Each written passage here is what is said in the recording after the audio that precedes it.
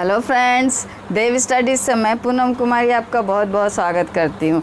दोस्तों, हम लोग सल्तनत काल के बारे में पढ़ रहे हैं और सल्तनत काल में जो हम लोगों को 5 वंशों के बारे में पढ़ना है, जिसमें सर्वप्रथम गुलाम वंश, फिर खिलजी वंश, फिर तुगलक वंश, फिर सैयद वंश और फिर जाके आपका अंतिम जो है वंश वह लोधी वंश रहेगा। तो सल्तनत काल में क्रमशः हमने जो है गुलाम वंश के बारे में पढ़ लिया और खिलजी वंश के बारे में भी पढ़ लिया। आज स्पेशली इस वीडियो में हम लोग जो है तुगलक वंश के बारे में पढ़ेंगे। और ये तुगलक वंश जो है सल्तनत काल का तीसरा वंश है और यह वंश जो है इस सल्तनत काल का यानी दिल्ली सल्तनत का सबसे बड़ा इनका शासनकाल रहता है। लगभग 92 साल का जो शासनकाल इनका रहता है। और सबसे छोटा जो शासनकाल रहता है वह आपका खिलजी वंश का माना जाता है, जो कि मात्र 30 साल का इनका शासनकाल रहता है। तो खिलजी वंश सबसे छोटा वंश रहता है इस दिल्ली सल्तनत का, यानी सबसे छोटा शासनकाल इनका रहता है। वहीं तुगलक वंश जो है सबसे बड़ा शासनकाल इनका रहता है। तो आज से हम लोग जो है तुगलक वंश के बारे में पढ़ेंगे और स्पेशली जो है तुगलक वंश से रिलेटेड कई वीडियोज़ आएंगे। इनके जो महत्वपूर्ण शासक हैं उनको क्रमानुसार हम लोग जानने का प्रयास करेंगे, पढ़ने का प्रयास करेंगे।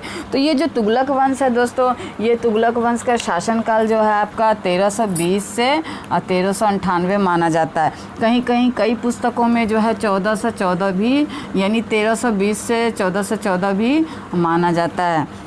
इसका कारण ये है कि इस 1414 में जो है सैयद वंश की स्थापना होती है। तो इस वजह से कई पुस्तकों में कई इतिहासकारों का मानना है कि इनका शासनकाल 1320 से 1414 माना जाता है। कई के अनुसार जो है यह 1320 से 1398 माना जाता है। तो इस कन्फ्यूज़न को यानी ऑप्शन के हिसाब से आप लोग देख लीजिएगा। तो ये जो तुगलक वंश है दोस्तों, ये तुगलक वंश की स्थापना जो है गयासुद्दीन तुगलक के द्वारा की जाती है। इनका जो शासनकाल है आपका 1320 से 25, यानी मात्र 5 वर्ष यह शासन करता है। तो यह जो गयासुद्दीन तुगलक जो कि इस वंश का संस्थापक माना जाता है, इसका जो मूल नाम या वास्तविक नाम वह गाजी मलिक रहता है। और जब यह शासक बनता है, राजा बनता है, तो गयासुद्दीन तुगलक नाम यानी गयासुद्दीन अपना नाम रखता है। गयासुद्दीन और या कहीं कहीं गयासुद्दीन भी दिया रहता है। तो ये शासक बनने के पास जो है गयासुद्दीन अपना नाम रखता है और यह जो है मलिक उल काजी की उपाधि भी धारण करता है। दोस्तों, सबसे ज़्यादा जो मंगोल आक्रमण है, जो मंगोल आक्रमण हमने देखा था कि इल्तुतमिश के शासनकाल से ही आरंभ हो जाता है, तो वो मंगोलों का जो आक्रमण है सबसे ज़्यादा जो इसके ही शासनकाल में होता है। तो इस वजह से जो है यानी 29 बार मंगोलों का आक्रमण होता है और यह 29 बार मंगोलों के आक्रमण को जो है विफल करता है। तो इस वजह से जो यह मलिक उल काजी की उपाधि धारण करता है। और जब यह शासक बनता है, जब यह राजा बनता है, यानी कि जो अंतिम वंश यानी खिलजी वंश का जो अंतिम शासक रहता है उसको अपदस्थ करके उसकी हत्या करके जो है यह शासक बनता है, राजा बनता है। तो जब शासक बनता है, यह राजा बनता है, तो इसके सामने कई समस्याएं रहती है। हालांकि इसका कोई विरोधी यानी जब यह शासक बनता है तो इसका कोई सत्ता में विरोधी नहीं रहता है। यह पहला ऐसा शासक है जो निर्विरोध रूप से चुना जाता है। किंतु जब यह शासक बनता है, राजा बनता है, तो इसके सामने कई समस्याएं थी। तो आइए हम लोग इसके शासनकाल की से संबंधित इसकी समस्याओं के बारे में जानने का प्रयास करते हैं। तो इसकी जो सबसे पहली समस्या थी दोस्तों, वह था सत्ता का एकीकरण करना। दोस्तों, हमने देखा था जो पिछली क्लास में हमने अलाउद्दीन से संबंधित जो क्लास थी उसमें हमने पढ़ा था कि जो अलाउद्दीन खिलजी रहता है वह सिर्फ उत्तर भारत ही नहीं बल्कि दक्षिण भारत तक जो है अपने क्षेत्र का, अपने साम्राज्य का विस्तार करता है। किंतु जब उसकी मृत्यु हो जाती है, यानी 1216 के आसपास उसकी मृत्यु होती है, 1316 के आसपास तो उसकी मृत्यु होती है, तब क्या होता है कि उसका जो यानी उसका जो उत्तराधिकारी होता है, उसके जो पुत्र रहते हैं वो जो अयोग्य रहते हैं, तो वो क्या करते हैं कि शासन प्रशासन को ढंग से वो चला नहीं पाते। तो धीरे धीरे क्या होता है कि जो दूरस्थ क्षेत्र होते हैं, राज्य होते हैं, तो सत्ता जब केंद्र में कमज़ोर पड़ती है तो दूरस्थ क्षेत्र वो धीरे धीरे स्वतंत्र होने लगते हैं। सेम यही प्रक्रिया हमने मौर्य काल में भी देखा, गुप्त काल में भी देखा, वर्धन वंश के पतन के पश्चात भी देखा। सेम वही प्रक्रिया जो यहाँ भी लागू होती है। तो जो कि अलाउद्दीन खिलजी एक विस्तृत साम्राज्य का निर्माण करता है, वह अपने साम्राज्य का विस्तार करता है अपने शौर्य के दम पर, अपने तलवार के दम पर। उन साम्राज्य को उसके जो उत्तराधिकारी थे यानी उसके बाद के जो शासक थे वो ढंग से संभाल नहीं पाते हैं। तो धीरे धीरे क्षेत्र जो है वह स्वतंत्र यानी दूरस्थ क्षेत्र जो है स्वतंत्र होने लगता है। तो इसलिए जो है सत्ता का एकीकरण इसके सामने एक चुनौती के रूप में कहिए या समस्या के रूप में इसके सामने थी। दूसरी जो समस्या थी सुल्तान की गरिमा की पुनः स्थापना। तो चूँकि अलाउद्दीन खिलजी जो है एक शौर्यवान शासक रहता है, तलवार के दम पर वह एक विस्तृत साम्राज्य की स्थापना करके रखता है। तो उसके शासक जो थे, उसके बाद के उत्तराधिकारी शासक, राजा जो कहिए, ये लोग इतने अयोग्य थे कि वो ठीक ढंग से जो है साम्राज्य को संभाल भी नहीं पाए। मीन्स विस्तार करना तो बहुत दूर है, जो उनको उत्तराधिकार में जो क्षेत्र मिला, जो राज्य मिला, उसको भी वो ढंग से चला नहीं पा रहे थे। तो इस वजह से जो है सुल्तान की गरिमा कहीं ना कहीं जो है वह धूमिल हो रही थी। तो इस सुल्तान की गरिमा की पुनः स्थापना करना भी उसके सामने एक लक्ष्य था, एक समस्या था। इसकी तीसरी जो समस्या थी वह थी आर्थिक स्थिति में सुधार करना। तो आर्थिक स्थिति में सुधार करना इस प्रकार से कह सकते हैं कि वही अलाउद्दीन खिलजी जो थे वो एक विस्तृत साम्राज्य का निर्माण कर रखे थे, वहाँ से प्रॉपर आय आता था, किंतु उसकी मृत्यु के पश्चात जो क्षेत्र है वो धीरे धीरे स्वतंत्र होने लगे, साम्राज्य सिकुड़ता गया, तो आय भी घटती गई। तो आर्थिक स्थिति पर उसका सीधा सा असर पड़ा और वह आर्थिक स्थिति कमज़ोर हो गई। तो उस आर्थिक स्थिति में सुधार भी इसके सामने एक समस्या के रूप में रहता है। तो ये सब समस्याएं जब वो शासक बनता है, राजा बनता है, तो ये सब समस्याएं जो है उसके सामने रहती है। और इन सारी समस्या यानी सत्ता के एकीकरण, सुल्तान की गरिमा की पुनः स्थापना और आर्थिक स्थिति में सुधार के लिए जो वह सैन्य अभियान चलाता है।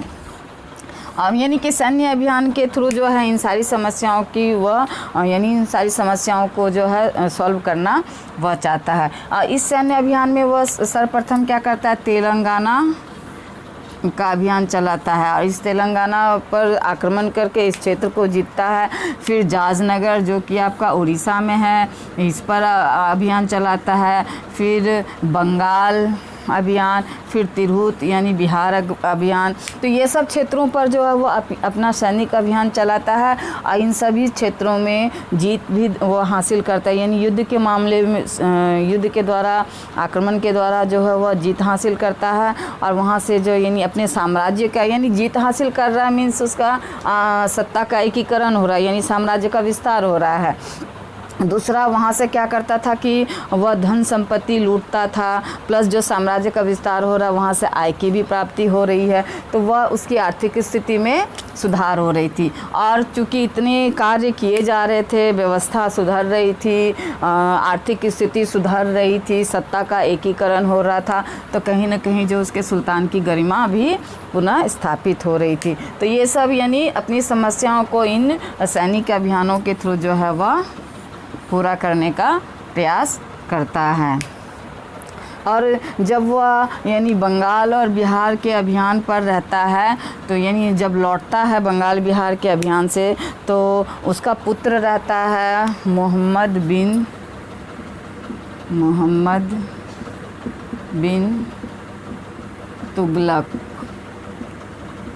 जिसे MBT भी कहा जाता है, MBT के नाम से भी हम लोग जानते हैं। तो ये मोहम्मद बिन तुगलक क्या करता है कि अपने पिता के स्वागत सम्मान में एक लकड़ी के महल का निर्माण करता है, जो कि दिल्ली के अफगानपुर में स्थित एक जगह है। वहाँ पर जो है यह क्या करता है कि एक लकड़ी का महल बनवाता है और अपने पिता के स्वागत के लिए जो उसमें कार्यक्रम आयोजित करता है, क्योंकि उसके पिता जो है बंगाल और बिहार का विजय प्राप्त करके लौट रहे होते हैं। तो होता क्या है कि जब इस महल में वो पहुंचते हैं और उस स्वागत समारोह के अंतर्गत ही क्या होता है कि जो लकड़ी का जो महल था उसका छत जो है गिर करके जो है इसके सर पर यानी कि गयासुद्दीन तुगलक के सर पर ही गिर जाता है और इस तरह से जो है इसकी मृत्यु हो जाती है वहीं। तो इसके मृत्यु के संबंध में भी जो है कई इतिहासकारों का जो है मानना, यानी कि इसमें भी मतभेद मिलता है।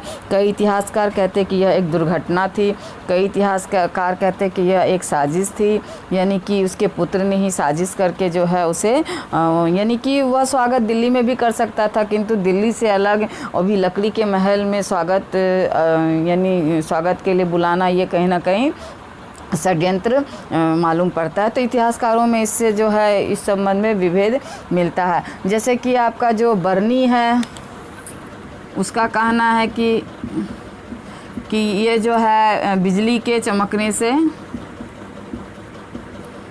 यानी बिजली के गिरने से जो है, बर्नी जो इतिहासकार है उसका कहना है कि बिजली के चमकने से, यानी जो है बिजली जो है लकड़ी के महल पर गिरा और वह जो है महल जो है राजा यानी गयासुद्दीन के ऊपर गिर गया। वहीं जो इब्न बतूता है, इब्न बतूता, उसका कहना है कि MBT यानी मोहम्मद बिन तुगलक जो है इसके, यानी कि ये उसका जो पुत्र रहता है मोहम्मद बिन तुगलक, वह इसके मृत्यु का जिम्मेदार है। तो ये सब इतिहासकारों के अलग अलग मत है।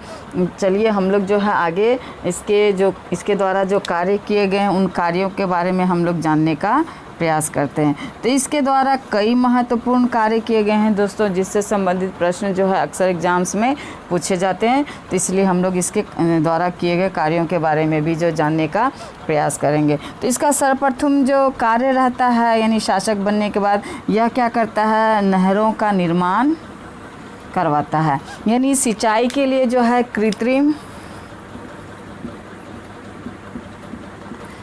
नहरों का यह निर्माण, यानी सबसे पहले जो है इसके ही शासनकाल में, यानी कि आपका गयासुद्दीन तुगलक के ही शासनकाल में जो है कृत्रिम नहरों का निर्माण का कार्य जो है आरंभ होता है। इसके बाद के शासक जो हुए, यानी इसके पुत्र मोहम्मद बिन तुगलक, इसके बाद फिरोज़ शाह तुगलक, ये सब शासक जो है इस कार्य को फॉलो करते हैं, और ना सिर्फ फॉलो करते बल्कि इस कार्य में सुधार भी करते हैं। विस्तृत रूप से जो है नहरों का निर्माण इसके बाद के शासकों के द्वारा किया जाता है। तो आरंभ जो है इसका यहीं से, यानी इस गयासुद्दीन तुगलक के ही शासनकाल से होता है। दूसरा जो इसका प्रमुख कार्य है वह है डाक प्रणाली को व्यवस्थित किया, यानी इसके द्वारा जो है डाक प्रणाली को व्यवस्थित किया गया, पहले से बेहतर किया गया। तीसरा इसका कार्य है खालसा भूमि की समाप्ति।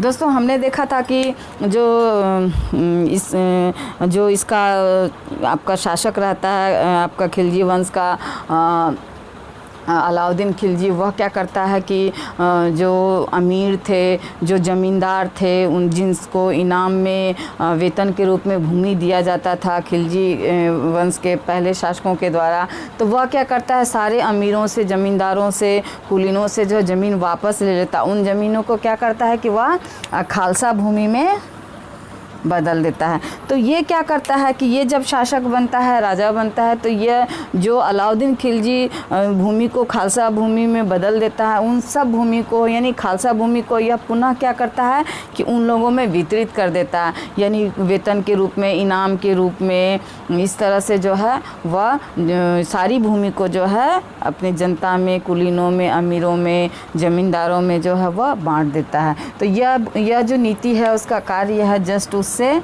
अपोजिट था, यानी कि अलाउद्दीन खिलजी से जस्ट अपोजिट था।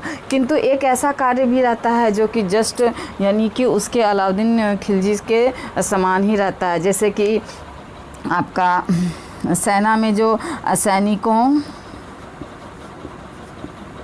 सैनिकों की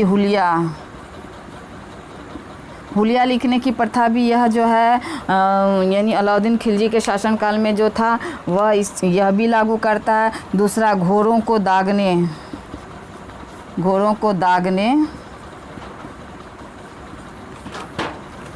यानी ये सैनिकों की हुलिया लिखने की प्रथा और घोड़ों के दागने की प्रथा जो वो अलाउद्दीन खिलजी के द्वारा ही आरंभ किया जाता है। तो उसकी इस प्रथा का जो है यह भी पालन करता है। किंतु ये जो खालसा भूमि है ये यानी इस नियम में वह जस्ट इसका अपोजिट कार्य करता है।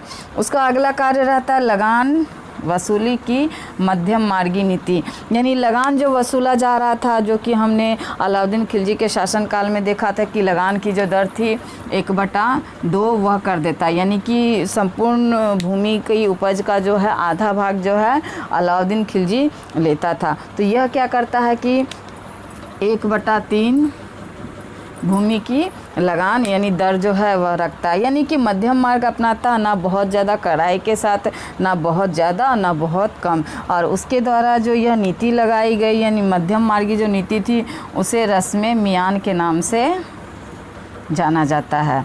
तो ये उसके लगान से संबंधित जानकारी थी। अगली उसका कार्य जो है वह निर्धनों के सहायता का आयोजन करता है, यानी निर्धनों की भी वह मदद करता था, जैसे कि निर्धनों की लड़कियों की शादी ब्याह में मदद करता था, उनके रोज़गार आदि में जो है वह मदद करता था। इस प्रकार जो निर्धनों की वह सहायता करता था। उसके द्वारा जो है तुगलकाबाद की यानी तुगलकाबाद नाम के शहर की स्थापना की गई थी। और दोस्तों यहाँ पर इसका मकबरा भी है, यानी इसकी मृत्यु के पश्चात जो है यहीं पर इसको दफनाया गया। और यह जो यहाँ इसका जो मकबरा है वह यानी पंचमुखी मकबरा है। और इसके द्वारा जो है ठेकेदारी प्रथा का भी अंत कर दिया जाता है, यानी ठेकेदारी प्रथा का आयोजन जो हमने खिलजी वंश में देखा था उस प्रथा का जो है यह अंत कर देता है। तो ये थे दोस्तों इसके यानी तुगलक वंश के संस्थापक गियासुद्दीन तुगलक से संबंधित महत्वपूर्ण जानकारियाँ, जिसमें हमने उसके शासनकाल को देखा, उसकी उपाधि को देखी, उसके पूर्व के नाम को देखा, उसकी समस्याएं हमने देखी, उसके सैन्य अभियान को देखा और उससे संबंधित जो महत्वपूर्ण कार्य किए गए उन सब कार्यों के बारे में भी हमने जाना। अगले वीडियो में हम लोग जो है मोहम्मद बिन तुगलक, जो कि इसका उत्तराधिकारी रहता है, इसका पुत्र रहता है, इस मोहम्मद बिन तुगलक के बारे में हम लोग पढ़ेंगे। तो तब तक के लिए मेरे वीडियो को देखने के लिए और मेरे चैनल से जुड़ने के लिए बहुत बहुत धन्यवाद।